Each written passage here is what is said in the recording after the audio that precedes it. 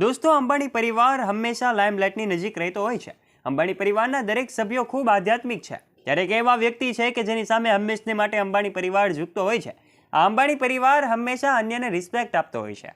ત્યારે આ વ્યક્તિ કે જેના પ્રત્યે અંબાણી પરિવાર ખૂબ આદર રાખે છે. ત્યારે આ વ્યક્તિ વિશે જાણીને તમને પણ નવાઈ લાગશે કે આ ગરીબ વ્યક્તિને આખરે અંબાણી પરિવાર કેમ ઝૂકે છે. દોસ્તો, શું તમે જાણવા માંગો છો? તો આ વિડીયોને અંત સુધી જરૂરથી જોજો અને ચેનલ પર પહેલીવાર આવ્યા છો તો નીચે રહેલું બેલ આઇકન દબાવીને અમારી યુટ્યુબ ચેનલને અવશ્ય સબસ્ક્રાઇબ પણ કરી લેજો, જેનાથી અમારા રોચક અને રસપ્રદ વિડીયોઝની નોટિફિકેશન્સ મળતી રહે આપને સૌથી પહેલા. દોસ્તો, અંબાણી પરિવાર એ માત્ર એક નામ નથી, પરંતુ અંબાણી એક બ્રાન્ડ છે અને હંમેશા લાઇમલાઇટની નજીક રહેતા હોય છે. ત્યારે દરેક એમના મુદ્દાઓ ચર્ચાનો વિષય બનતા હોય છે. અચાનક એવા સમાચાર સોશિયલ મીડિયા પર વાયરલ થઈ રહ્યા છે કે જેમાં અંબાણી પરિવાર કેટલાક લોકોને ઝૂકતા હોય એવું લાગી રહ્યું છે. ત્યારે અનેક લોકો અને અનેક યુઝર્સ સવાલ કરી રહ્યા છે કે આખરે અંબાણી પરિવાર આખરે કોને ઝૂકી રહ્યા છે. દોસ્તો, આજના વિડીયોમાં અમે તમને જણાવીશું કે આખરે આ વ્યક્તિ કોણ છે અને શા માટે અંબાણી પરિવાર એમના પ્રત્યે રિસ્પેક્ટ રાખે છે. દોસ્તો, દુનિયાના સૌથી ધનવાન લોકોમાં સામેલ અંબાણી પરિવાર માત્ર આ એક વ્યક્તિ સામે જ ઝૂકે છે.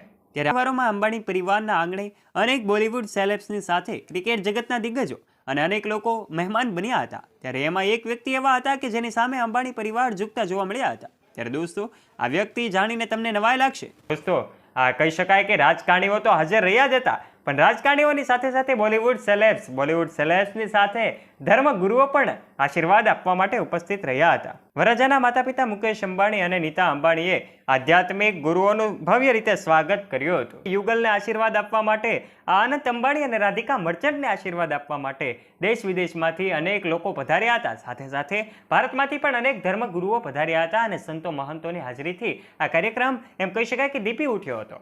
ત્યારે મુકેશ અંબાણી અને નીતા અંબાણી પણ આ વ્યક્તિ સામે ઝૂક્યા હતા. આ વ્યક્તિ બીજા કોઈ નહીં પણ દ્વારકાપીઠ અને એમ કહી શકાય કે એમના મહંત શંકરાચાર્ય પહોંચ્યા હતા અને એમને આશીર્વાદ આપ્યા હતા. એમના આશીર્વાદથી આખો માહોલ એ આધ્યાત્મિક બન્યો હતો.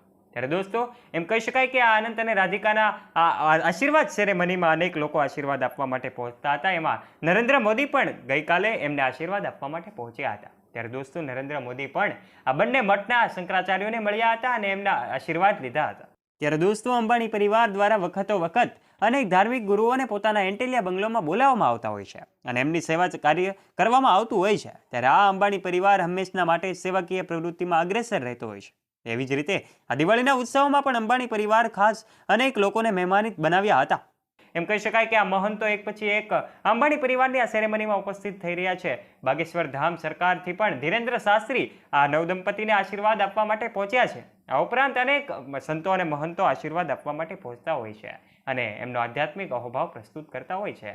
ત્યારે દોસ્તો, એમ કહી શકાય કે આ અંબાણી પરિવારનો આ કાર્યક્રમ મહંતોના આશીર્વાદથી દીપી ઉઠ્યો છે અને આખરે આ મહંતોના આશીર્વાદ તો ખૂબ જરૂરી હોય છે. ત્યારે દોસ્તો, આ અંબાણી પરિવારમાં જ્યારે પણ લગ્ન સેરેમની હોય છે ત્યારે આધ્યાત્મિક ભાવો સાથે આ સેરેમનીનું આયોજન થતું હોય છે. કે પછી લગ્ન સેરેમની હોય, બર્થડે પાર્ટી હોય કે પછી કોઈ પણ ફંક્શન હોય, અંબાણી પરિવારના આંગણે જેટલો પણ ખર્ચો કરવામાં આવે છે એ સૌ એમ કહી શકાય કે આધ્યાત્મિક પાછળ પણ એટલો ખર્ચો કરવામાં આવે છે. ત્યારે આ આધ્યાત્મિક ગુરુઓ અનંત રાધિકાના આશીર્વાદ આપવા માટે પહોંચ્યા છે અને એમ કહી શકાય કે એમને આશીર્વાદ આપીને નવા લગ્ન જીવનની શુભકામનાઓ પાઠવી છે.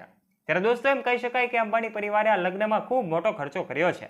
દેશ વિદેશમાંથી દિગ્ગજ ક્રિકેટરો, મહાન ઉદ્યોગપતિઓ ઉપરાંત રાજકારણીઓથી લઈને ધાર્મિક ગુરુઓ, સંતો મહંતો પણ આશીર્વાદ આપવા પહોંચ્યા છે. ત્યારે દોસ્તો, આશા રાખીએ છીએ તમને આ અંબાણી પરિવારની અપડેટ્સ ગમી હશે. વિડીયો ગમ્યો હોય તો વિડીયોને લાઇક કરી દેજો, શેર કરી દેજો તથા આવા જ રોચક અને રસપ્રદ વિડીયોઝ નિહાળવા માટે અમારી યુટ્યુબ ચેનલને અવશ્ય સબસ્ક્રાઇબ પણ કરી